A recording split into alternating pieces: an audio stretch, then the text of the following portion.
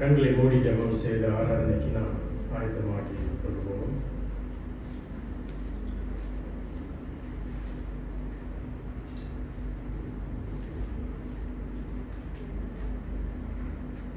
உங்களுடைய ஹேண்ட்ஃபோன் இப்போது சைலண்ட் மோட்ல வைக்குமாறு கேட்டுக்கொள்கிறேன். காணிக்கை சொப்பாகத்தை நீங்கள் இப்பொழுதே ஆயத்தப்படுத்தி கொள்ளுங்கள். நமக்காக செபித்துக் கொள்வோம்.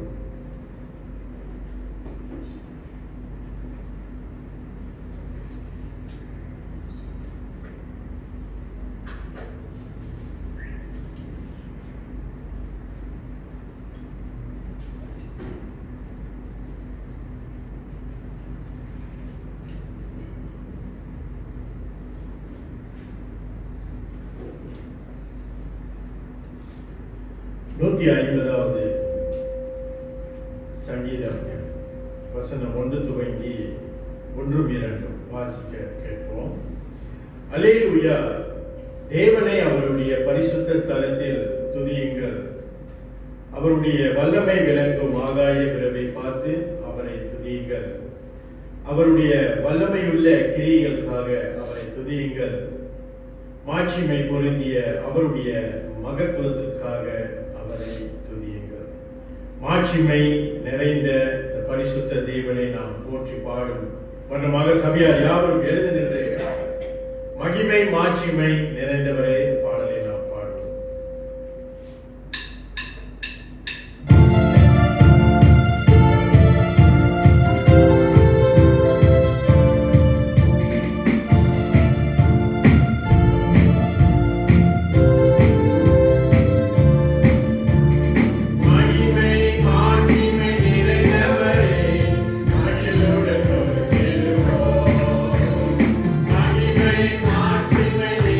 Bye.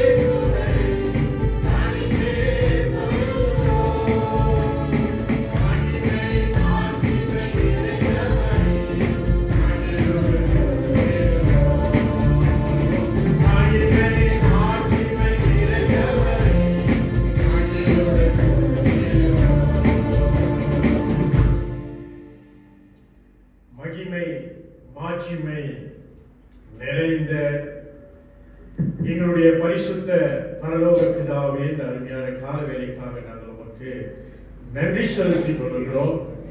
இதனாலே காணும்படி நீர் தயவாய் இரக்கமாய் எங்களுக்கு நீர் சுவாசிக்க நீர் உயிர் கொடுத்து ஆண்டவரே, இந்த காலை நேரத்திலே உங்களுடைய சமூகத்திலே வரும்படி எங்களை நீர் அழைத்து வந்த தயவுக்காக நாங்கள் உமக்கு நன்றி செலுத்திக் கொள்கிறோம். மெய்யாக ஆண்டவரே, இந்த பொழுதை நாங்கள் காணும்படி உம்முடைய சுத்த கிருபை எங்களை தாங்கியது. அதற்காக நாங்கள் உமக்கு நன்றி செலுத்திக் கொள்கிறோம். அந்த நல்ல நன்றி உள்ளத்தோடு இந்த காலையிலே உங்களுடைய பிரசன்னத்திலே நாங்கள் நிற்கின்ற இந்த நேரத்திலே தேவன் செய்த எல்லா நன்மைகளும் நாங்கள் ஏறெடுத்து பார்க்க, தேவன் பாராட்டின எல்லா விதமான தயவையும் நாங்கள் சிந்தித்து பார்க்க ஆண்டவரே, இந்த காலை நேரத்திலே நீர் தொடர்ந்து எங்களோடு இடைப்படும்படி நாங்கள் வேண்டுதல் செய்கிறோம். ஆராதனையுடைய திருப்பாதத்தில் நாங்கள் ஒப்புக் கொடுக்கிறோம் ஆண்டவரே. ஆரம்பம் முதல் இறுதி வரையும் உடைய கரம் எங்களை நடத்தும்படி ஆண்டவரே, ஊழியம் செய்கின்ற ஒவ்வொரு கரங்களையும் கர்த்தர் ஆசீர்வதித்து இந்த ஆராதனையின் மூலமாக உங்களுடைய நாமத்தை மாத்திரம் நாங்கள் கனப்படுத்தவும் மகிமைப்படுத்தவும், கர்த்தர் செய்த எல்லா விதமான நன்மைகளையும் நாங்கள் ஏறெடுத்து பார்க்கவும் இந்த நேரத்தை ஆண்டவரே நீர் ஆசீர்வதிக்கும்படி பரிசுத்தாவின் உதவியோடு நாங்கள் உண்மை ஆராதிக்க எங்களோடு நீர் இடைப்பட ஆண்டவரே நாங்கள் வேண்டுதல் செய்கிறோம். தடையாயிருக்கின்ற எங்களுடைய சகல பலவீனங்கள் பாவங்கள் ஆண்டவரே இந்த நேரத்தில் உங்களுடைய பரிசுத்த இரத்தத்தினால் கழுவி ஆண்டவரே நீர் எங்களை மன்னித்து எங்களுடைய ஆராதனை ஆண்டவரே தாழ்மையாய் நாங்கள் வேண்டிக் கொள்கிறோம். நீர் ஏறெடுக்கும்படி நாங்கள் வேண்டுதல் செய்கிறோம். வந்த பிள்ளைகளையும் வந்து கொண்டிருக்கிறவர்கள் கர்த்தர் தொடர்ந்து ஆசீர்வதிக்க, இன்றைக்கும் ஆண்டவரே வெறுமனே வந்து வெறுமனே திரும்பாதபடி உடைய வசனத்தின் மூலியமாக நீர் எங்களோடு இடைப்பட நாங்கள் வேண்டுதல் செய்கிறோம். மெய்யாகவே உங்களுடைய பிரசன்னத்தை வாஞ்சிக்கின்ற தேவ ஜனங்களாக நாங்கள் அந்த வேலையில் காணப்பட ஆண்டவரே, கர்த்தர் எங்களோடு இடைப்பட்டு இருக்கிறார் என்ற அந்த உணர்வோடு எங்களுடைய ஆராதனை ஆண்டவரே துதி கன மகிமை யாவையும் உமக்கே நாங்கள் செலுத்தி தொடர்ந்து நாங்கள் ஆராதனை ஏறெடுக்க நீர் எங்களோடு இடைப்படும்படி அருமை இரட்சகரான இயேசு கிறிஸ்துவின் இனிய நாமத்தில் ஜெபத்தை ஏறெடுக்கிறோம் நல்ல பிதாவே, ஆமென். சபையார் அமருங்கள்.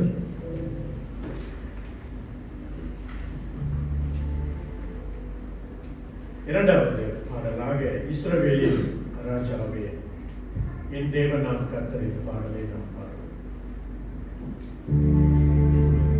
Amen.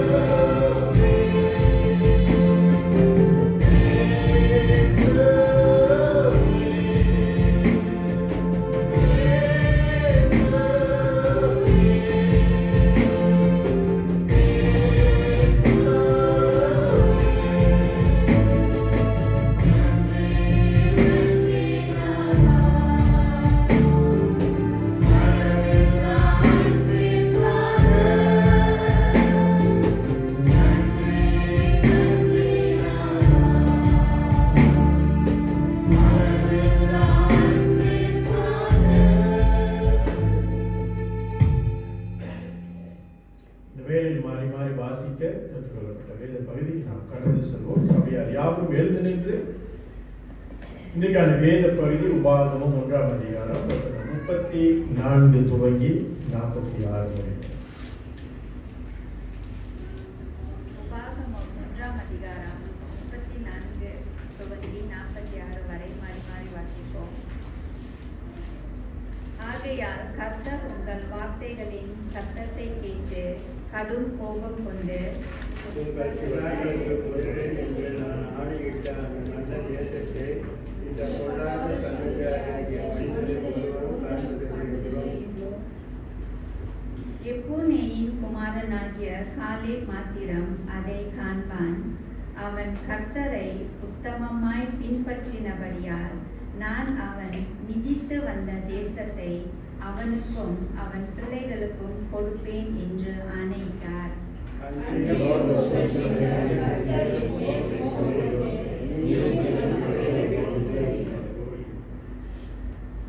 உனக்கு முன்பாக நிற்கிற நூனின் குமாரனாகிய யோசுவா அதில் பிரவேசிப்பான்.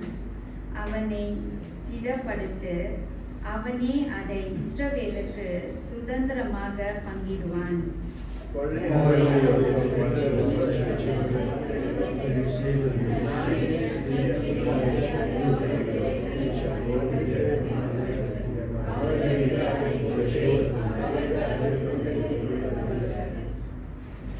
நீங்களோ திரும்பிக் கொண்டு சிவந்த சமுத்திரத்தின் வழியாய் வனாந்திரத்திற்கு பிரயாணப்பட்டு போங்கள் என்றார்.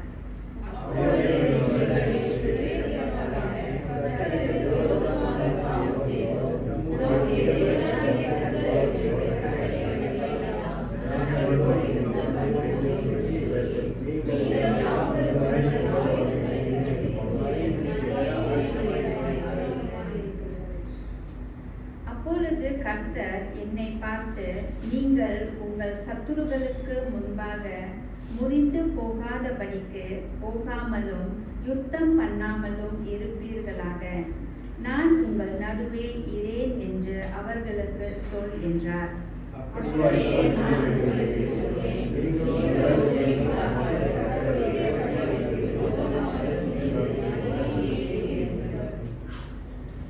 அந்த மலையிலே குடியிருந்த ஏமோரியர் உங்களை எதிர்க்கும்படி புறப்படுவது தேனீர்கள் துரத்துகிறது போல உங்களை துரத்தி உங்களை சேரீர் தொடங்கி ஏர்மோர் மட்டும் முறிய அடித்தார்கள்.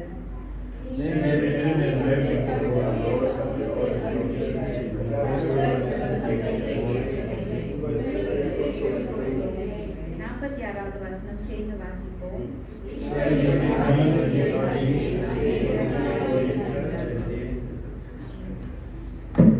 தேவன் தான் இந்த திருவசனங்களை நம்முடைய உள்ளத்தில் பதிய வைப்பாராக. ஆண்டவராகிய இயேசு கிறிஸ்துவின் இனிய நாமத்தில் உங்கள் யாவரையும் ஒருத்தராம் பைபிள் கிளாஸ்மிலே தமிழ் ஆராதனைக்கு வரவேற்கிறோம். கர்த்தர் நல்லவராக இருக்கிறார். இன்றைக்கு நம்முடைய மத்தியிலே கர்த்தருடைய வார்த்தை பகிர்ந்து கொள்ள போதகர் டேவிட் நம்ம மத்தியில் வந்திருக்கிறார். அவருக்கும் நம்மளுடைய சிறப்பு வரவேற்பு. நாம் காணிக்கை தசம் பாகம் எடுப்பதற்கு முன்பதாக இன்னொரு பாடலை நாம் பாடுவோம். அன்பு கூறுவேன் இன்னும் அதிகமாய், ஆராதிப்பேன் இன்னும் ஆர்வம்.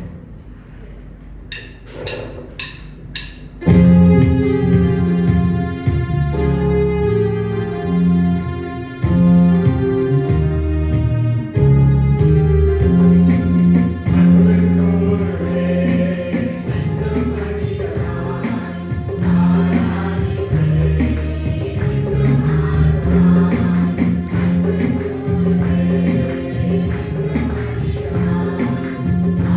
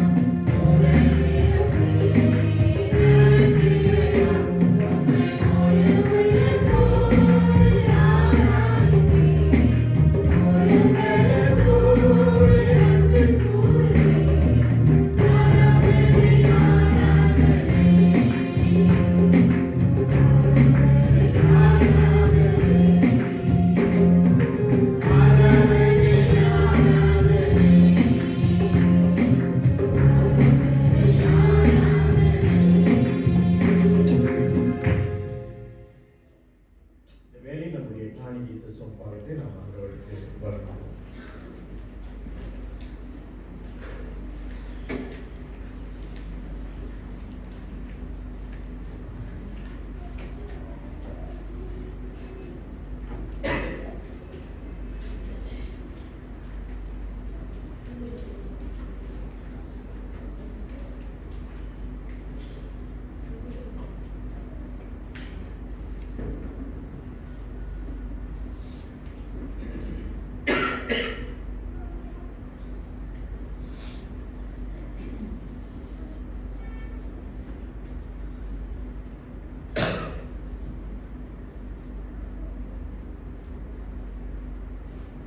ஸ்தோத்திர பாடலை நாம் பாடுவோம். பூலோகத்தாரே யாவரும் கர்த்தாவில் களி கூருங்கள்.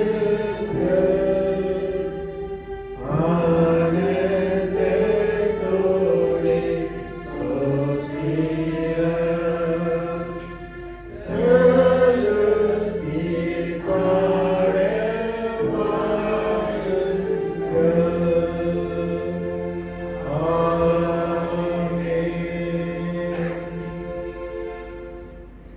எங்களை நேசிக்கிற நல்ல ஆண்டவரே, அன்புக்காக தயவுக்காக உமாப்பின கருவிக்காக நன்றி செலுத்துகிறோம். ஆண்டவரே, இந்த காலை வேளையில் கூட மழையாக இருந்தாலும் நாங்கள் ஆராதனை கலந்து கொள்ள ஆண்டவரே நீ செய்த கருவிக்காக நன்றி செலுத்துகிறோம். ஆண்டவரே, சபையில் அநேக மக்களுக்கு நல்ல வேலை போட்டு கொடுத்துருக்கீங்க. ஆண்டவரே, அதுக்காக நன்றி செலுத்துகிறோம். ஆண்டவரே, ஸ்கூல் பிள்ளைங்களும் நல்ல மாதிரி போயிட்டு வர எந்த ஒரு ஆபத்தும் இல்லாதபடிக்கு இது வரைக்கும் நீங்கள் காத்து கொண்டிருக்காக நன்றி செலுத்துகிறோம். ஆண்டவரே, கொண்ட நூற்றாண்டு கட்டட காரியத்துக்காக ஜெபிக்கிறோம். ஆண்டவரே, இந்த கட்டடம் இந்த வருடம் எழுப்பப்பட நாங்கள் ஜெபிக்கிறோம். ஆண்டவரே, தொடர்ந்து அதுக்காக நாங்கள் ஒவ்வொருத்தரும் ஜெபிக்காண்டவரே நீங்கள் ஒரு விஷயமாக கூட நாங்கள் ஜெபிக்கிறோம். ஆண்டவரே, இந்த சிறு காணிக்கை தசோபாகம் தொடர்பும் ஆண்டவரே ஆசீர்வாதங்கள் என்று விசுவாசிக்கிறோம். இயேசுவின் நாமத்தில் கேட்கிறோம் பிதாவே. நாம் போதக ஜெபத்துக்கு செல்வதற்கு முன்பதாக அமர்ந்த வண்ணமாக திருப்பாதம் நம்பி வந்தேன் பாடலை நாம் ஜெப சிந்தியோடு நாம் பாடுவோம். இந்த பாடலுக்கு பிறகு போதக டேவிட் நம்ம போதக ஜெபத்தில் வருகிறார்.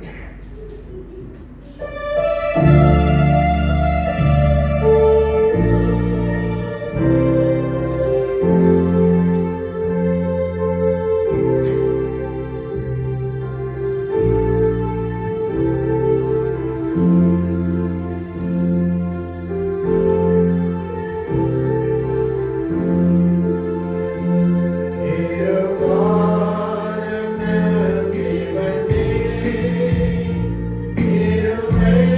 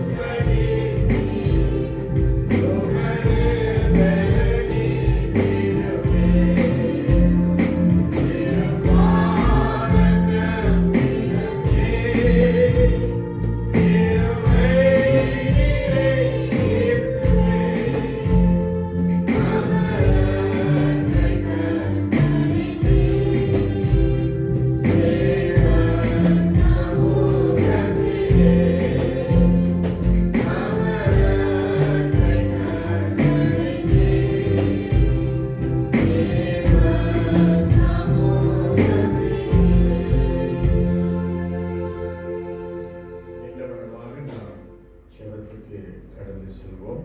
ஒரு கேள்வி.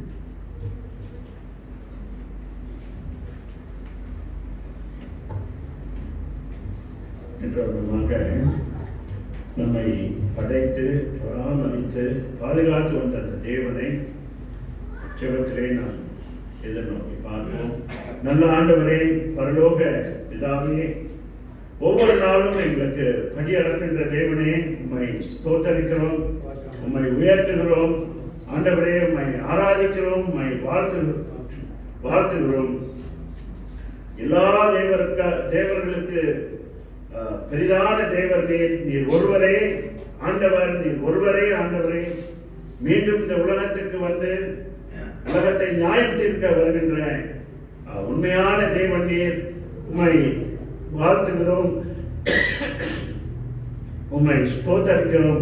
ராஜாதி ராஜனே, தேவாதி தேவனே, கிருபை நிறைந்தவரே, அன்பு நிறைந்தவரே, அப்பா உம்மை ஸ்தோத்தரிக்கிறோம்.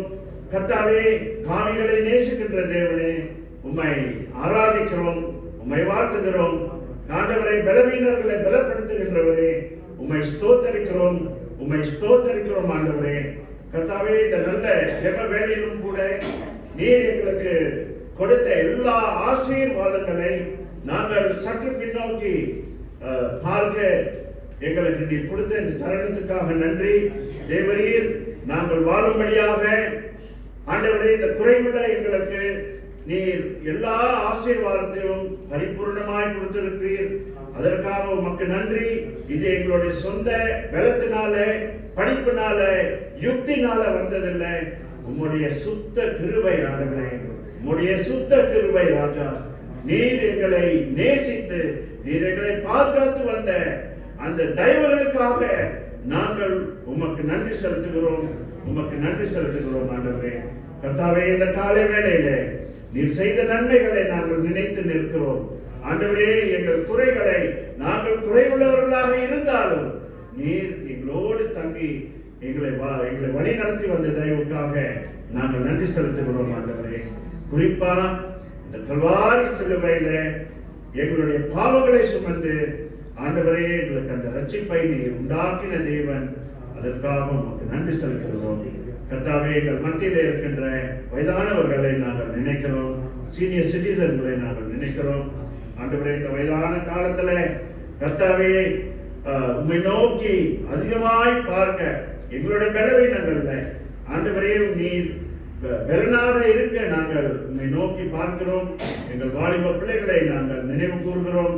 தேவரீர், இந்த உலகத்தில் இருக்கின்ற எல்லா போராட்டங்கள்ல ஆண்டவரே உம்முடைய நாமத்தில் அவர்கள் வெற்றி உள்ளவர்களாக வாழ அவர்களுக்காக நாங்கள் ஜெபிக்கிறோம். பள்ளி படிக்கின்ற ஒவ்வொருவரையும் நாங்கள் நினைவு கூறுகிறோம். ஆண்டவரே, இந்த பிள்ளைகள் படிப்பின் மூலமாக உம்மை மகிமைப்படுத்த பிள்ளைகளுக்கு ஞானத்தை தந்தருளும்படி நாங்கள் கெஞ்சுகிறோம். ஆண்டவரே, நோய்வாய்ப்பட்ட ஒவ்வொருவரையும் நினைவு கூறுகிறோம். டயாலிசிஸ்க்கு போகின்ற ஒவ்வொருவரோடு ஆண்டவரே நீர் தங்கி அவர்களை வழி நடத்த நாங்கள் கெஞ்சுகிறோம். கர்த்தாவே, வேலை செய்கின்ற எல்லாரையும் நாங்கள் நினைவு கூறுகிறோம். அவர்களுக்கு வேலையிடத்தில் இருக்கின்ற எல்லா சவால்கள்ல கர்த்தர் ஞானத்தை கொடுத்து அவர்களை வழி நடத்தும்படி நாங்கள் கெஞ்சுகிறோம், ஜெபிக்கிறோம். ஆண்டவரே, குறிப்பா சிக்கைக்கு போய் திரும்புகின்ற எங்களுடைய பிள்ளைகளை ஆண்டவரே நீர் விசேஷமாய் காக்க அவர்களை வழி நடத்த அவர்களுக்காக நாங்கள் ஜெபிக்கிறோம். கர்த்தாவே, தேவனே, இந்த நாளிலும் கூட இந்த நேரத்தை முழுமையாய் உங்களுடைய பிரசன்னத்திலே நாங்கள் ஒப்புக் கொடுக்கிறோம். எங்கள் சரீரத்தில் இருக்கின்ற எல்லா பலவீனங்களை அகற்றி தேவனுடைய பரிசுத்த ஆவியின் மூலியமாய் ஆண்டவரே எங்களுக்கு பலத்தை கொடுத்து உங்களுடைய வசனத்துக்கு நேராக நாங்கள் நிற்க எங்களுக்கு கிருபை தாரும். முழுமையாய் பொறுப்பேற்று வழி நடத்தும்படி இந்த ஜெபத்தை எல்லாம் வல்ல இயேசுவின் நாமத்தில் ஜெபிக்கிறோம் எங்கள் நல்ல பிதாவே, ஆமென். அமர்ந்து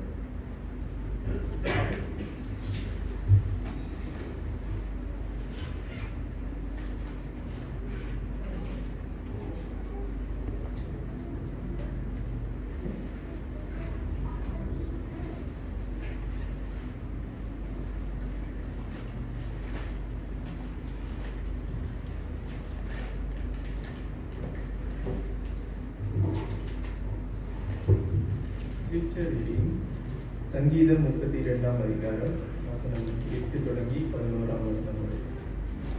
I will instruct you and teach you in the way you should go. I will guide you with my eye.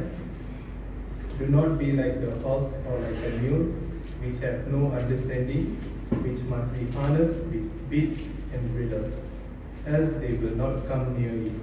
Many sorrows shall be to the wicked, but he who trusts in the Lord, mercy shall surround him. Be glad in the Lord and rejoice, you righteous, and shout for joy, all you upright in heart. ஆமென். கர்த்தருக்கு ஸ்தோத்திரம். இந்த புதிய வருடத்தில் முதல் மாதத்தில் ஒரு தெய்வ செய்தியோடு உங்களை சந்திக்கிறதுல மிக்க மகிழ்ச்சி.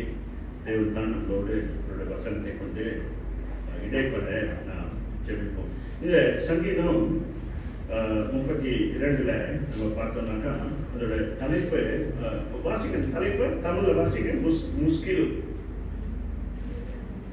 என்னும் தாவீதின் போதக சங்கீதம். வாசிக்கிறது அந்த தலைப்பு 32 தலைப்பு மஸ்கில் என்னும் தாவீதின் போதக சங்கீதம். மஸ்கில் இது ஒரு எபிரேயர் வார்த்தை. மஸ்கில்னாக்கா அங்கே அந்த வசனத்தை பார்த்து பைபிள் சில நேரம் நமக்கு பொறுமை இருந்தா நம்ம வாசிக்கும் போது ஒரு அதிகாரம் வாசிச்சிடணும் அப்படின்ட்டு நம்ம வாசிச்சோம்னா சில காரியம் அது நம்ம விட்டுருவோம். மஸ்கில் என்னும் போதக சங்கீதம். பைபிள் ஆக்சுவலி ரொம்ப கிளியர். இது புரிந்து கொள்றதுக்கு நமக்கு ரொம்ப ரொம்ப கஷ்டம் இல்லை. கொஞ்சம் ஜெபத்தோடு நம்ம பார்த்தோம்னா பாருங்க, மஸ்கில்னு எபிரேயர் வார்த்தையில் என்ன அர்த்தம்னாக்கா போதக சங்கீதம். அங்கே போட்டார் பாருங்க, போதக சங்கீதம். நமக்கு வேண்டிய காரியங்களை போதிக்க இந்த சங்கீதம் எழுதப்பட்ட காரணம். எல்லா காரியமும் நமக்கு போதிக்கதான். ஆனா மஸ்கில் விசேஷமா போதக சங்கீதம்னாக்கா நமக்கு முக்கியமான காரியம் அதுல இருக்குன்னு அர்த்தம். முக்கியமா எதையோ ஆண்டவர் வைத்திருக்காரு. நான் கற்றுக்கொள்ள, நான் அதை நிதானிக்க, என்னோட வாழ்க்கையில அதை நான் பயன்படுத்த. இது அவசியமா இந்த காலகட்டங்கள்ல ஆண்டவர் வைத்திருக்காரு அப்படின்றத நம்ம புரிந்து கொள்ளணும். இது இந்த வசனத்தின் மூலியமா பாருங்க, அவர் நமக்கு ஞானத்தை ஊட்டுறதுக்கு நமக்கு ஞானம் தேவை. நம்ம ஞானம் இல்லை, இன்னும் ஞானத்துல நம்மளை வழி நடத்த, ஞானத்தை ஊட்ட, நமக்கு அந்த புரிந்தறிவு, புரிந்துணர்வு, சரியா காரியங்களை புரிந்து கொள்ள. இன்னைக்கு இதுலதான் நமக்கு ரொம்ப பிரச்சனை இருக்கு. சரியா சொல்றத சரியா கேட்கறது இல்லை. நம்ம சரியா கேட்டு அதை புரிந்து கொள்றது ரொம்ப குறைவாக இருக்கிறது. சரியா அதை கேட்டு நிதானிச்சாதான் அந்த காரியங்களை நமக்கு தேவன் படித்து கொடுக்க நுண்ணறிவு இந்த காரியங்களை தெளிவா ஆராய்ந்து அதை புரிந்து கொள்ள அவசரப்பட்டு. இன்னைக்கு ரொம்ப அவசரம். இந்த காலமும் இப்ப இருக்கின்ற உலகமும் அவசரமா போய் கொண்டு இருக்கு. அதோட நம்மளும் அவசரமா போக பார்க்கணும். ரொம்ப ஃபாஸ்டா நம்ம போக பார்க்கணும். ஆக நமக்கு போதிக்க போதக சங்கீதம் இது. 8வது வசனத்துல அவர் விசேஷமா சொல்றாரு, நான் வாசிங்க எட்டு, நான் உனக்கு போதித்து பாருங்க. 1வது நான்னாக்கா ரொம்ப பர்சனல் இல்ல, ரொம்ப பர்சனலா நம்ம ஒவ்வொருவருக்கும் பர்சனலா God is saying நான் அப்படின்னா எவ்வளவு பர்சனலா பாருங்க. நீங்களும் நானும் அவ்வளவு அவசியம், கடவுளுக்கு அவ்வளவு முக்கியமானவர்கள். நான் உனக்கு போதித்து 1வது, அப்புறம் நீ நடக்க வேண்டிய வழியை உனக்கு காட்டுவேன். பாருங்க, இன்னைக்கு இதுலதான் நமக்கு அதிக பிரச்சனை. போதனையும் கேட்கறது இல்லை, போதனையும் நம்ம கேட்கறது இல்லை. பாருங்க, யோசிச்சு பாருங்க. ஒரு வருஷம் கடந்து போயிடுச்சு, நமக்கு முன்பாக ஒரு வருஷம் போயிடுச்சு.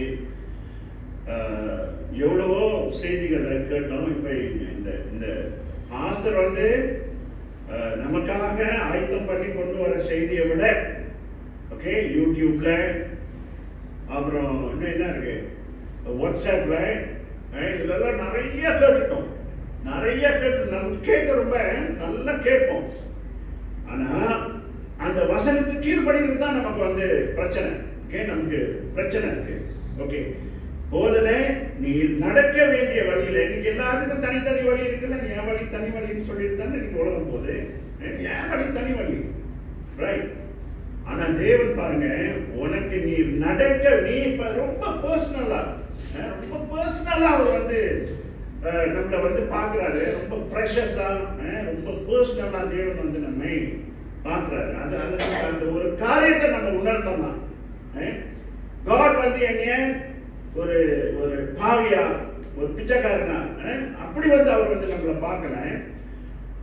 ரொம்ப ப்ரெஷஸா, ஒரு ஒரு ஒரு தங்க வைடூரியம் மாதிரி ரொம்ப ப்ரெஷஸா அவரை பொறுத்த வரைக்கும் நீங்களும் நானும் அவ்வளோ விலை உள்ளவர்கள். அவ்வளோ அவ்வளோ அவ்வளோ முக்கியம் அவருக்கு, நம்மள ரொம்ப அவசியம். ஆக நீ நடக்க வேண்டிய வழிகளில நான் உன்னை வந்து நடத்துவேன், வழிகளை நான் வந்து காட்டுறேன். அவர் பார்க்க போட்டிருக்காரு. நமக்கு தெரியும் தேவனுடைய வழிகள் என்னன்னு நமக்கு தெரியும். யார் எவரும் தெரியாதுன்னு சொல்ல முடியாது. அந்த வழிகள்ல நம்ம வந்து நடந்தோம்னா கண்டிப்பா நம்ம எல்லா வித கான்ஃப்ளிக்ட், இந்த வாழ்க்கையில இருக்கின்ற எல்லா வித பிரச்சனைகள்ல இருந்து நம்ம மீண்டு வருவோம். சில நேரம் தேவனோட வழிகளை பாருங்க, கரடு முரடா இருக்கும்.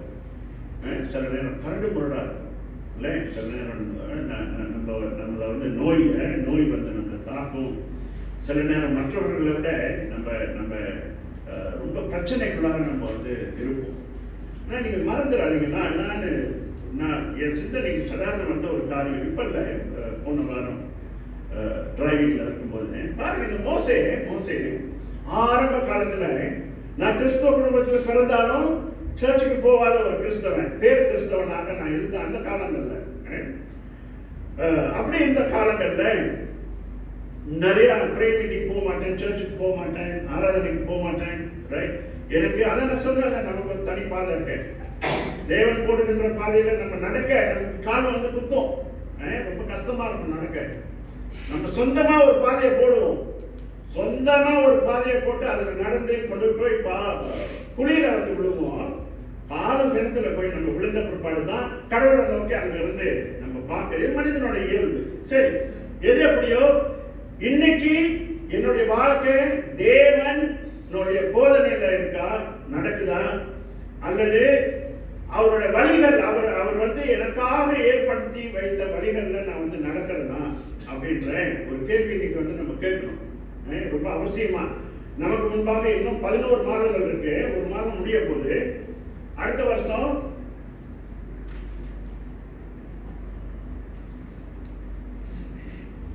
இன்னொரு நியூ இயர் வரும். ஓகே, அந்த நியூ இயர்ல இன்னொரு காரியங்களை சொல்லுவோம். அந்த வருஷத்துல நான் அப்படி இருக்க போறேன்னு. ஸோ இந்த ஆரம்ப கட்டத்திலேயே, இந்த முதல் மாதத்திலேயே, ஓகே, ஒன்னாவது தேவனுடைய போதனையை நான் வந்து கேட்கிறேன்னா, ஓகே, சர்ச்சுக்கு வரேனா, பைபிள் ஸ்டடிக்கு வரேனா, என்னுடைய சொந்த பைபிள் ஸ்டடி வந்து எப்படி இருக்கு, அது அவருடைய போதனையை நான் கேட்கிறேன்னா, ஏற்றுக்கொள்றேன்னா. ரெண்டாவது அவருடைய வழிகள் நான் வந்து நடக்கிறேன்னா, இல்லை என்னுடைய சொந்த வழி, எனக்குன்னு ஒரு வழி இருக்கு, ஓகே, அந்த வழியில தான் நான் போவேன், அதுதான் எனக்கு சந்தோஷத்தை கொடுக்குதுன்னு அந்த வழியில நம்ம வந்து போய்கொண்டு இருக்கோமா. இந்த வருட ஆரம்பத்திலே கடவுள் வந்து தேவன் நமக்கு இதை நினைப்பூட்டுகிறார். ஓகே, 2 காரியங்களை நம்ம சீர்தூக்கி பார்க்கணும். நான் ஒரு காரியத்தை தாண்டி போயிட்டேன். அதான் அந்த ஆரம்ப காலத்துல சர்ச்சுக்கு போக மாட்டேன், போதனை இல்லை, ஒன்றும் இல்லை, இந்த உலகத்தின் போதனையை கேட்டு அது உலகம் போதிக்கும். தேவனுடைய போதனையை நீங்களும் நானும் கேட்கலன்னா, the world will start teachers, the world will start instructors. என்ன செய்யணும்னு இந்த உலகம் நமக்கு போதிக்கும். அதுதான் அதுல இருக்கிற ஆபத்து. தேவனோட போதனையை கேட்டோம்னா, இந்த உலகத்தோட போதனையை நம்ம ரொம்ப கேட்க மாட்டோம்.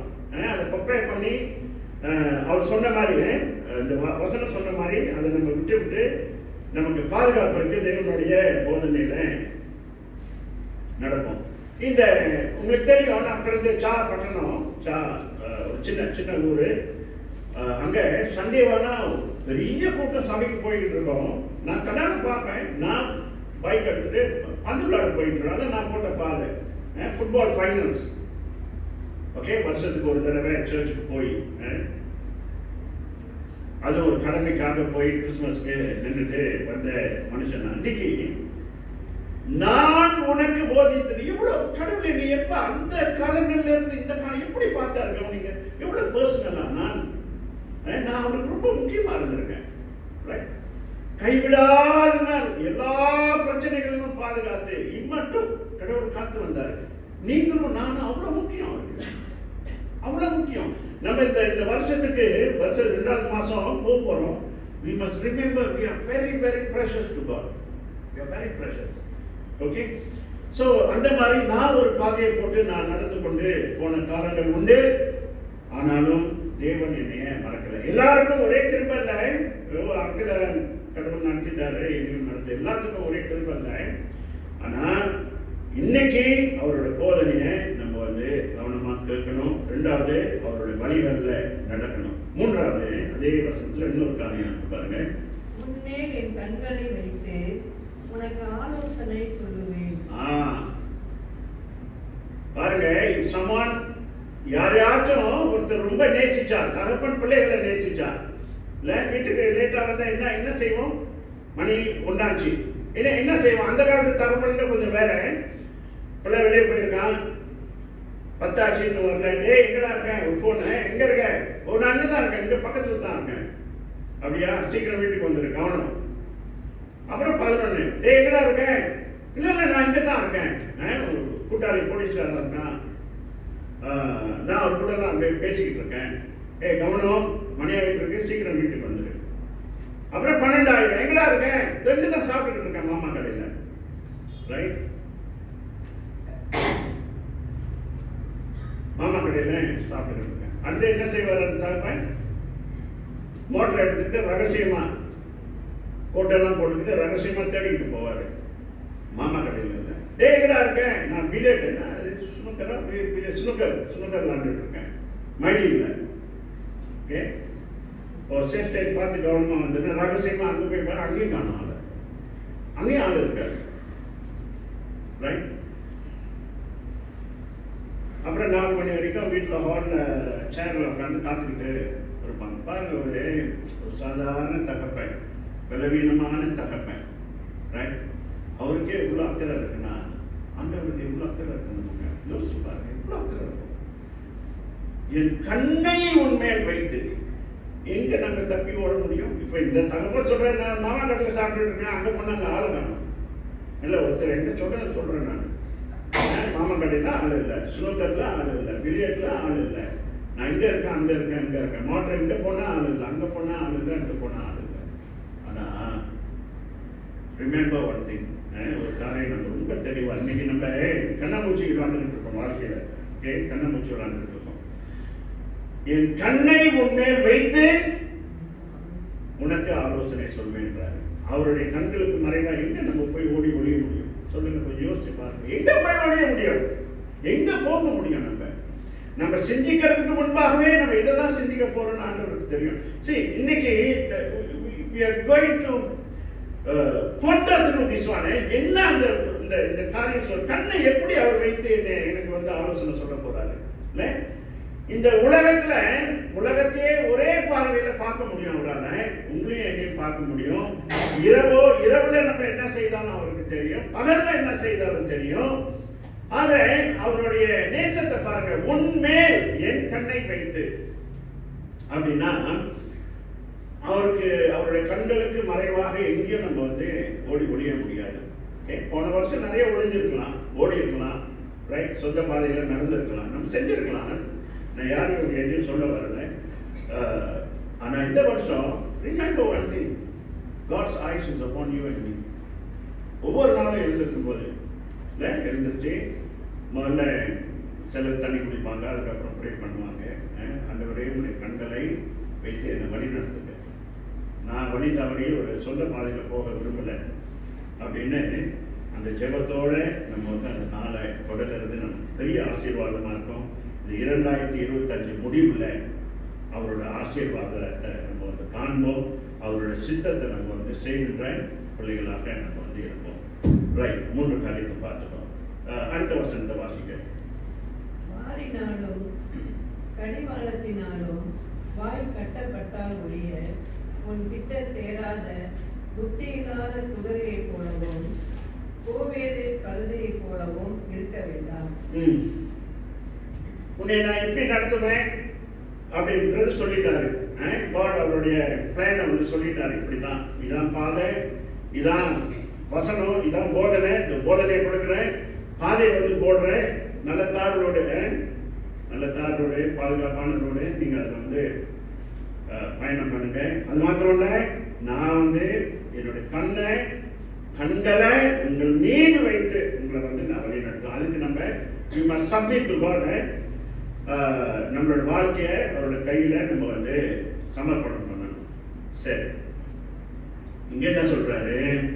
வாரினாலும் கடிவாளத்தினாலும் கட்டப்பட்ட குதிரையை போல. நமக்கு கொஞ்சம் அது அந்த அந்த வசனம் கொஞ்சம் புரியுது. குதிரை இதுல கட்டி இழுப்பாங்கல்ல, இல்லைன்னா அது கிட்ட வராது, அது ஓடும். குதிரை இந்த வைல்ட் ஹார்சஸ் பார்த்துருக்கோம்னா அது பாட்டுக்கு ஓடும். அப்படிதான் நம்மளும் ஓகே, நம்மளும் அப்படிதான் ஓடுவோம், தெரிச்சுக்கிட்டு ஓடுவோம் சந்தோஷமா. உலகமே என்னோட கையில் அப்படின்ட்டு நாமும் ஓடுவோம். ஆனா பாருங்க, இந்த வாரினாலும் கடிவாளத்தினால கட்டி இழுத்தாதான் அந்த குதிரை வந்து பக்கத்துல வருமா. ஓகே, அந்த எக்ஸ்ட்ரா இதெல்லாம் எக்ஸ்ட்ரா ஃபிட்டிங், வலிக்கும், இழுத்தா வலிக்கும். அந்த வலி வரும்போது தான் அது கொஞ்சம் அடங்கி நம்ம சொல்றத வரும். மேபி நம்ம இன்னொரு காரியம் கூட யோசிக்கலாம். இந்த எஸ்டேட்ல இந்த எரும மாடு, ரைட், எரும மாடு வச்சு இழுப்பாங்க. நான் வேலை செஞ்சிருக்கேன் நல்லா. அது சில லாங்குவேஜ் இருக்கு, சொன்னா அது பாட்டுக்கு போவோம். அந்த அடுத்த மரத்துல நிற்கும், கொடையை தூக்கி போட்டு அது பாட்டுக்கு போய்கிட்டு இருக்கோம். ஆனால் சில நேரம் மதம் பிடிச்சி அது அந்தாண்ட பாத்தியில ஓடி எங்கேயாச்சும் மாட்டிக்கும், ஓடும். பார்த்துருக்கீங்களா? யாரும் வேலை செஞ்சிருக்கீங்களா? அப்படி நான் செஞ்சிருக்கேன். அதனால நான் கொஞ்சம் ஒப்பிட்டு பார்க்குறேன் எவ்வளோ உண்மையா இருக்குன்னு. அதுக்கு மட்டும் அந்த மூக்கில் அந்த கயிறு இல்லைன்னா என்ன செய்ய முடியும்? You cannot control. அதே மாதிரி தான் இங்க வந்து பாருங்க, குதிரைய சொல்றாரு, வாரினாலும் கடிவாளத்தினாலும் கட்டி இழுப்பது. என்னன்னா வெளிப்புறமான ஒரு கண்ட்ரோல், ஒரு என்ன வெளிப்புறமா அதை வந்து கண்ட்ரோல் பண்ண, அதை அடக்க அது வந்து உபயோகப்படுது. அது இல்லாம உன் பக்கத்துல வராது அப்படின்றாரு. ரெண்டாவது ஒண்ணு சொல்றாரு, அது வாசிங்க.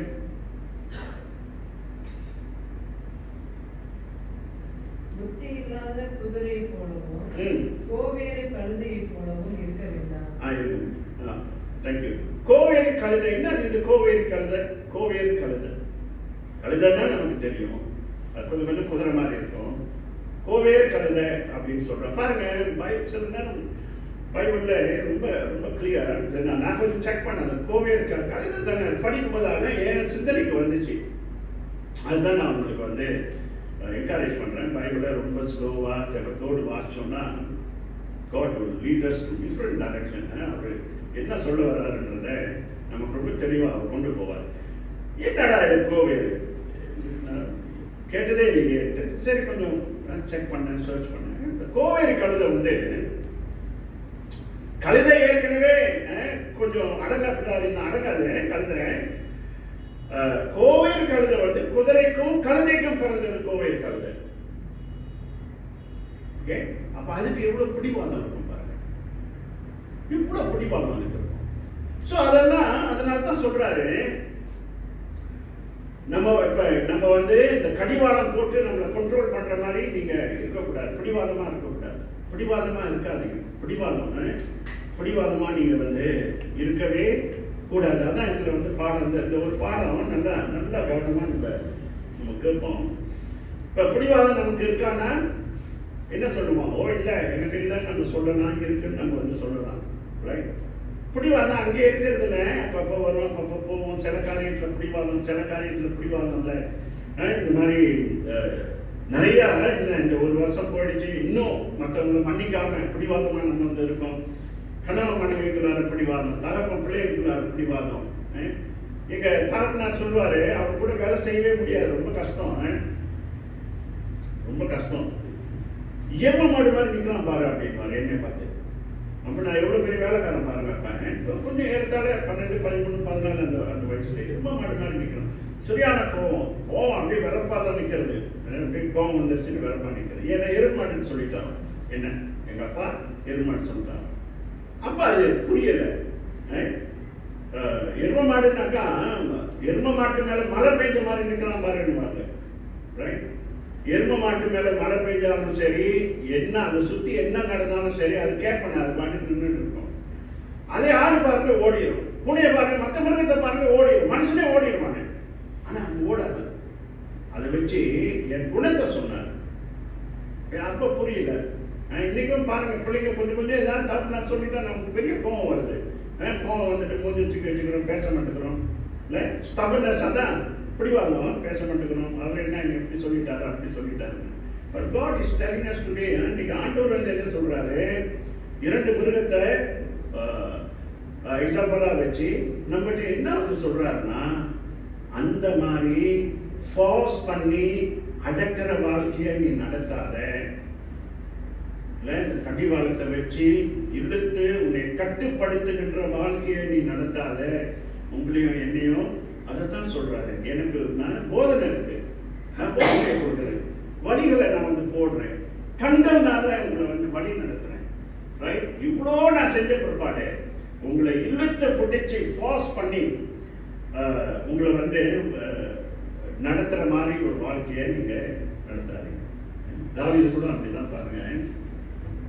ஒரு உதாரணம் பைபிள்ல, நான் எங்க அப்பா என்ன எப்படி சொன்னாருன்னு சொன்னேன். ஆனா அது உள்நோக்கம் என்னன்னா, அந்த இப்ப இந்த கோவேறு கழுதையும் குதிரையும் வைத்து சொன்ன மாதிரி தான் அவர் சொன்னார். எருமாடு மாதிரி நிற்கிறான். எனக்கு என்ன கோவம், ரொம்ப கோவம். இன்னைக்கு ஆலோசனை சொல்றது ரொம்ப கஷ்டமா போயிடுச்சு. வெளியில வந்து உலகத்தார் நம்மளை தேடி வராங்க. இந்த மாதிரி பிரச்சனை இருக்கு, ப்ரே பண்ணுங்க அப்படின்னா சர்ச்சில் உள்ள ஆலோசனை சொல்றது ரொம்ப கஷ்டமா போச்சு. இப்பெல்லாம் வெரி டிஃபிகல்ட். நான் சொல்றேன் உங்ககிட்ட, யாரையும் இதை வந்து தவறுதலா நம்ம வந்து புரிந்து கொள்ள போறது இல்லை. சர்ச் ஆவான். இன்னைக்கு ரொம்ப கஷ்டங்க. போய் சொன்னா உன் பையன் ஒழுங்கா இருக்கணும், எல்டரோட பையனை பாரு, அந்த பிரதரோட பையனை போய் கேட்டியா, இதுதான் இதுதான் பாருங்க. இப்ப நான் உன்னை வழி நடத்துவேன்னா God is telling me, ஏற்க சொல்றாரு. நான் உனக்கு வழிகளை ஏற்படுத்துவேன், அது ஏற்க சொல்றாருல்ல. இப்ப யாராச்சும் வந்து ஏற்க சொல்லும் போது ஏன் இப்ப அவங்ககிட்ட சொல்லணும் கேட்கலாமா? இல்ல. So we are going to change our mind, our attitude today. God is speaking very personally to me. எனக்காக பேசுறாரு, எனக்கு தான் அவர் வந்து பேசுறாரு அப்படின்னு நம்ம புரிந்து கொண்டோம்னா, தலைவர்கள் வந்து சர்ச்சில் ஏதாச்சும் ஒரு ஆலோசனை கொடுக்கும்போது அதை ஏற்றுக்குவோம். ஆமா, எனக்கு தான் சொல்றாரு, நான் என் போய் மற்றவங்க வாழ்க்கையை பார்க்கணும், எனக்கு தான் அவர் சொல்றாரு அப்படின்னு நம்ம அதை ஏற்றுக்கொண்டா நமக்கு சேமம். சரி, தாவீது பாருங்க, பண்றதெல்லாம் பண்ணிட்டு ஒன்றும் தெரியாத மாதிரி இருந்தாரு. ஓகே, ஒண்ணுமே தெரியல. ஒண்ணு நான் என்ன செஞ்சேன், நான் ஒன்றும் செய்யலையே.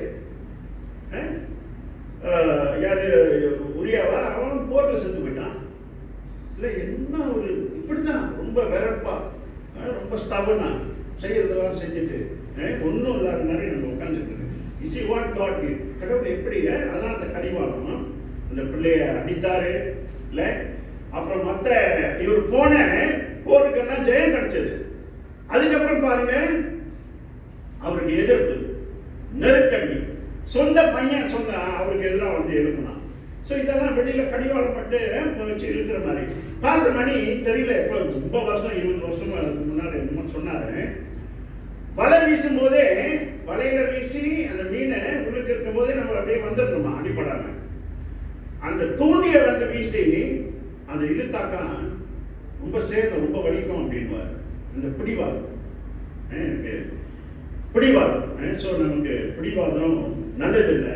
தாவீது மாதிரி இன்னைக்கும் நம்ம ஏதாச்சும் கடவுளுக்கு எதிராக நம்ம செய்து கொண்டு இருக்கலாம். பிடிவாதத்தை விடாம நம்ம மூர்க்கத்தனம், பிடிவாதம் மூர்க்கத்தனம், ரொம்ப மூர்க்கமா கோவமா மற்றவங்க மேல மன்னிக்காம.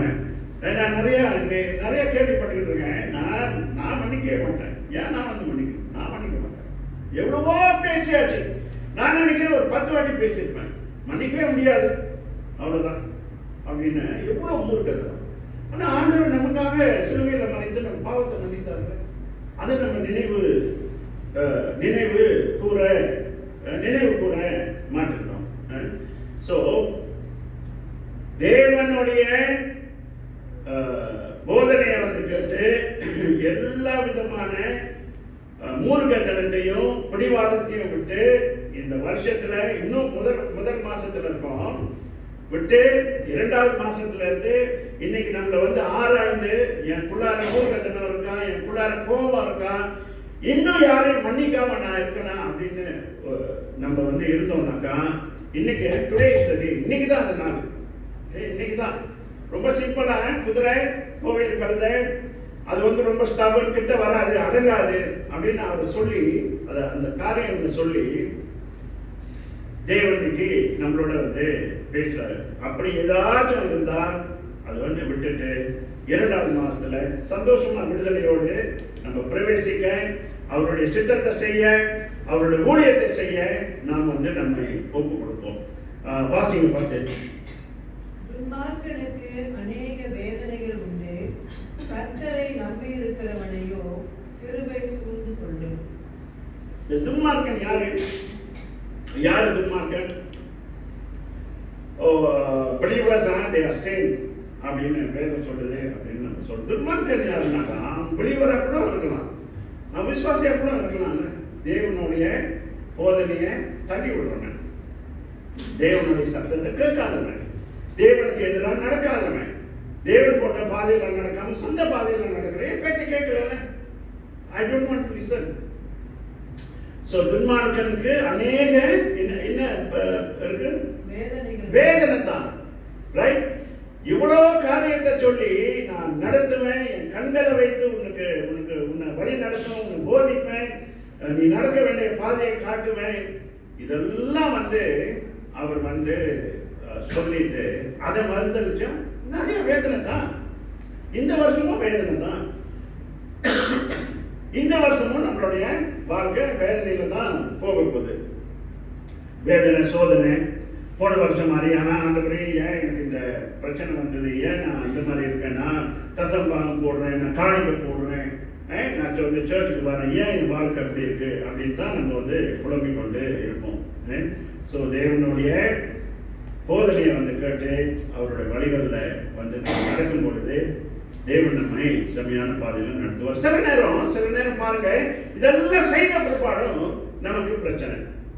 இந்த மோசையை பத்தி கொஞ்சம் யோசிச்சுக்கிட்டு இருந்தேன். நான் கொஞ்சம் தொட்டா அதை தாண்டி வந்துட்டேன். மோசையை பத்தி கொஞ்சம் யோசிச்சுக்கிட்டு இருக்கும்போது பாருங்க, மோசை ஆடு மேய்ச்சிட்டு இருக்காரு.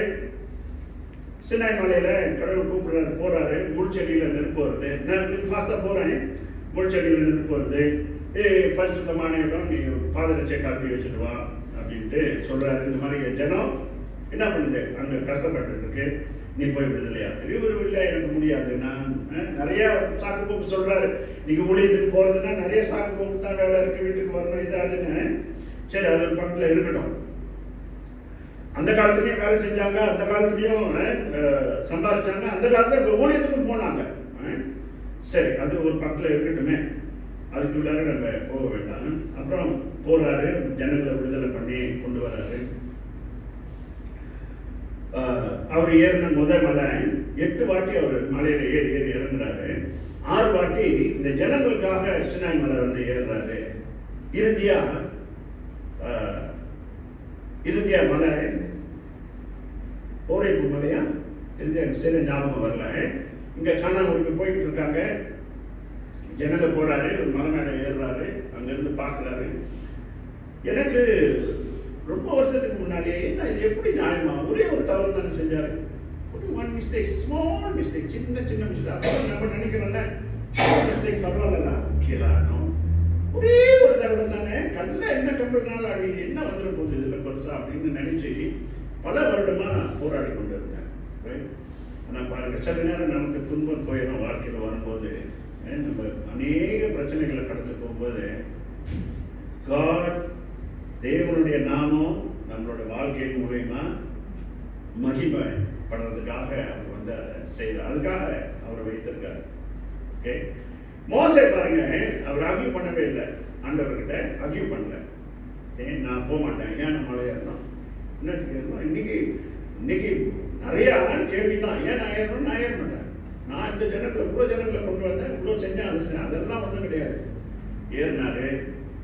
And then the purpose, அங்கே போய் அவர் மறிக்கணும், அதுதான் காட்ஸ் பிளான். அவரை ஆண்டவரே அந்த ஃபினரலை கொண்டாடுறாங்க. தேவன் தான் அவரை வந்து அடக்கம் பண்ணார். மோசைய பனிஷ் பண்ணாரா, அது நீங்க வந்து எப்படி எடுத்துக்கிறீங்களோ எடுத்துக்கங்க. ஆனா பாருங்க, சின்ன விஷயம் தான், அந்த போகின்ற லட்சக்கணக்கான ஜனங்களுக்கு பாடம். இன்னைக்கு ஒருத்தர் சர்ச்சில் வந்து சிரமப்படும் பொழுது அதை நம்ம வந்து எப்படி பார்க்கணும்? இப்ப நோய கேன்சர்ல போயிட்டு திரும்பி வராங்க, காட்ஸ் நேம் இஸ் glorified. அவங்களுக்காக ஜெபிக்கிறோம், சர்ச்சில் அனுதினம் ஜெபிக்கிறோம், ப்ரே மீட்டிங்ல ஜெபிக்கிறோம், காட் இஸ் பீயிங் glorified. இன்னைக்கு நம்ம கஷ்டப்பட்டா மட்டும் நமக்கு ஒரு பண தேவை, ஒரு பிரச்சனை ஏதாச்சும் வந்துட்டா சர்ச்சுக்கு வர மாட்டோம். கடவுள் சர்ச்சுக்கு வர்றது இல்லை, யாருடைய தொடர்பு வச்சுக்கிறது இல்லை. ஒரு பாடம் பாருங்க, அந்த மோசையோட வாழ்க்கையில தேவனுடைய நாமம் மகிமைப்பட்டது. அவருக்கு கிடைத்தது என்னன்னாக்கா, தேவனே எத்தனை நடக்காததுன்னு பார்த்துருக்கோம். ஆண்டவர் எப்படி செஞ்சிருப்பாரு அந்த நடக்காதது. ரைட்? ஸோ பிரச்சனைகள் வரும் பொழுது நம்மளோட வாழ்க்கையில we must remember one thing, God wants to use me for His glory.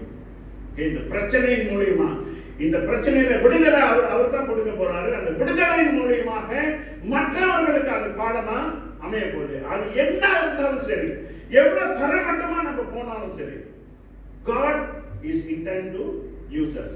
எனக்கு கிடைத்த பாக்கியம், இவ்வளவு பிரசங்கம் பண்றேன், இதை பண்றேன், அதுக்குள்ள ஊழியம் செய்யற, சர்ச்சு கட்டுறேன், இதை கட்டுறேன், அதை ஏன் அப்புறம் வந்து என்னுடைய குடும்பத்தில் அவ்வளவு பெரிய விபத்துல மரணத்தை போய் தொட்டு பார்த்துட்டு வர நிலைமையா? நான் தொடர்ந்து செய்யறேன்னா இல்ல, தொடர்ந்து நான் இதை வந்து செய்வேனா?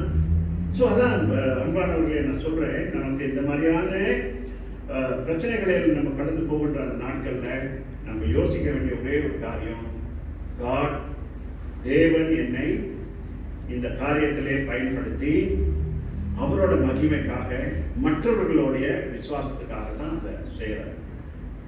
அதுதான் காரியம். ஸோ இது இங்க வருவோம். ஆக துன்மார்க்கர்களுக்கு அநேக வேதனை. இன்னைக்கு துன்மார்க்கர்கள் இருந்தா உடனே நம்ம என்ன நினைக்கிறோம், இந்த இயேசு தெரியாதவங்க. Okay, believers who forsake this one, believers who தேவனோட கட்டளைகளை, பாதைகளை புறம்பே தள்ளுகின்றவர்கள். ரைட்? 16வது பார்ப்போம். நீதிமான்களே, கர்த்தருக்குள் மகிழ்ந்து களி கூறுங்கள். செம்மையுமான இருதயம் உள்ளவர்களே, நீங்கள் எல்லாரும் ஆனந்த முழக்கமிடுங்கள். நீதிமான்களுக்கு கர்த்தருக்குள் மகிழ்ந்து களி கூறுங்கள். ஓகே, சோ இன்னைக்கு நம்ம பார்த்த இந்த 8ல 3 காரியங்களை பார்த்தோம். 9ல நம்மளோட மூர்க்கதனம் இருக்கா, அது நமக்கு தடையா இருக்கா அப்படின்றத நம்ம வந்து யோசிக்க போறோம். அந்த 2 மிருகத்தை வைத்து சில ஆலோசனைகளை சொன்னாரு. இவர்கள் எல்லாத்தையும் தள்ளி விடுறவங்களுக்கு நிறைய துன்பம் தான். சர்ச்சுக்கு நம்ம வந்து உட்காரலாம், ஆனா போதனையை கேட்டு அது பிரகாரம் நம்ம வந்து நடக்காம, நம்ம வந்து அர்ப்பணிக்காத ஒரு வாழ்க்கை. ஓகே, டச் அண்ட் கோ மாதிரி அப்பப்ப நம்ம வந்து போய்கொண்டு இருந்தாக்கா நம்ம வாழ்க்கையில சேமம் இருக்காது. இதுல 4 காரியத்தை நம்ம சுருக்கமா பார்த்து இதுல என்ன நம்ம வந்து கற்றுக்கொள்ளலான்னு, தேவனுடைய வழிநடத்துறதுல தினம் நம்ம தேடணும். பிரச்சனை வரும்போது மாத்திரம் இல்லை. God's guidance is everyday. என் கண்களை உன் மீது வைத்து நான் நடத்துவேன்னு சொல்றாரு. தினம் நம்மளோட வாழ்க்கையில அவருடைய ஆலோசனைகளுக்கு நம்மை ஒப்பு கொடுக்கணும். தேவனுக்கு முன்பாக நம்மளுடைய பாவங்களை அறிக்கை செய்து நம்ம தாழ்த்தணும். தாவீது மாதிரி இருக்கக்கூடாது. தாவீது மாதிரி ஒன்றும் தெரியாத மாதிரி நம்ம இருக்கவே கூடாது. ஒன்றும் தெரியாத மாதிரி நம்ம பல நேரத்தில் இருக்கிறது உண்டு தான். ரொம்ப ஸ்தபனா, மற்றவங்களை மன்னிக்காம ரொம்ப ஸ்தபனா நம்ம வந்து இருக்கக்கூடாது. இந்த குதிரை மாதிரி, இந்த கோவில் கழுத மாதிரி நம்ம வந்து இருக்கக்கூடாது. மூன்றாவது, தேவனுடைய இரக்கம். தேவனுடைய இரக்கத்தை நம்ம வந்து சீர்தூக்கி பார்க்கணும். அவருடைய இரக்கம் நம்மளை சூழ்ந்து கொள்ளாம இருந்திருந்தா இன்னைக்கு நம்ம நிற்க முடியாது. எவ்வளோ பிரச்சனைகளை நம்ம கடந்து வந்தோம், விபத்துகளை, ஆபத்துகளை கடந்து வந்தோம். அவருடைய இரக்கங்களை நம்ம வந்து நினைவு கூறணும். நான்காவது, அந்த கடைசி வசனத்தில் சொன்ன மாதிரி நம்மளோட ஆசீர்வாதங்கள்ல, நம்மளோட விடுதலைகள்ல அதை மக்கள் வந்து பார்த்து அது வந்து சாட்சியாக மற்றவர்களோட வாழ்க்கையில இம்பாக்ட் பண்ணணும். இம்பாக்ட் பண்ணா அது ஒரு தாக்கத்தை வந்து செய்யணும். பாருங்க, ஒரு விடுதலையான வாழ்க்கை அவருக்கு அப்படின்னு அது மற்றவர்களுக்கு ஒரு தாக்கமா இருக்கணும். இயேசுவை அறியாதவர்களுக்கு அது வந்து அந்த வாழ்க்கை வந்து ஒரு தாக்கமா இருக்கணும். சந்தோஷமான வாழ்க்கை, தேவனுடைய நீதியில நடக்கின்ற அந்த வாழ்க்கையை மற்றவர்கள் பார்த்து அது ஒரு பெரிய தாக்கத்தை உண்டுபடுத்தணும். தேவன் தான் இந்த காரியங்களை நம்ம இருதயத்துல பதிப்பாராங்க. வாங்க.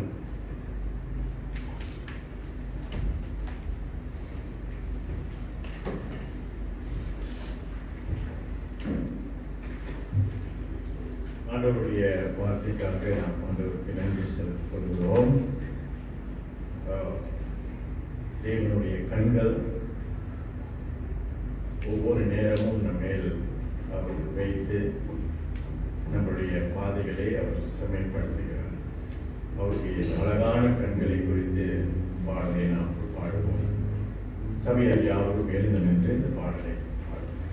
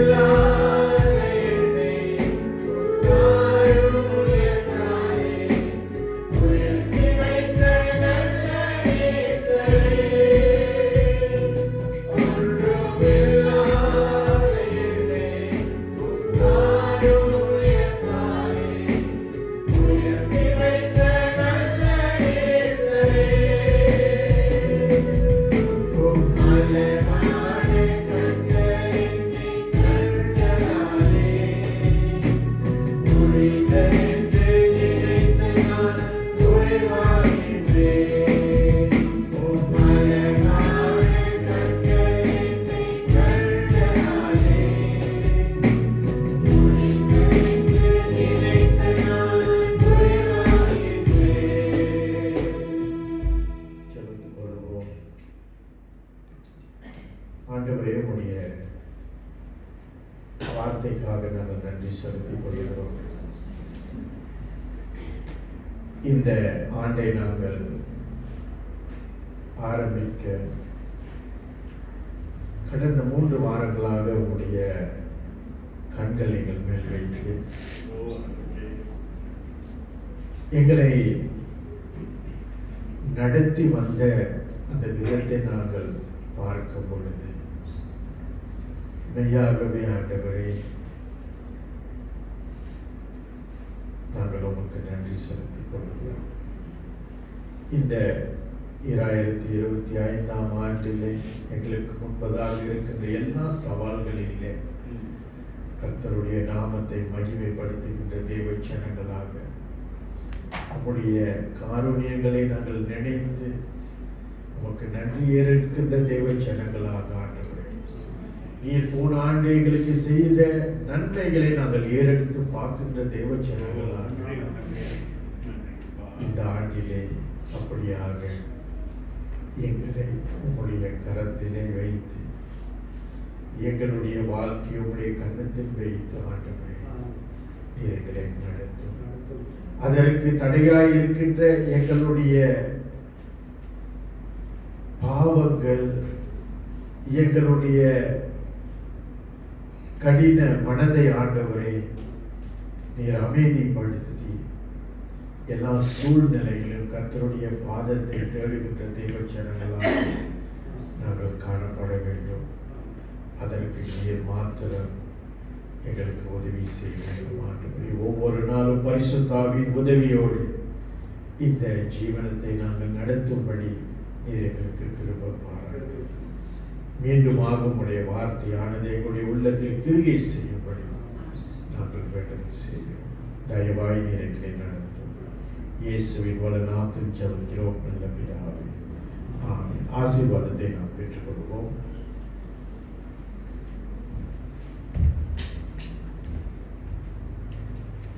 ஆசீர்வாதத்தை பெற்றுக்கொள்வோம்.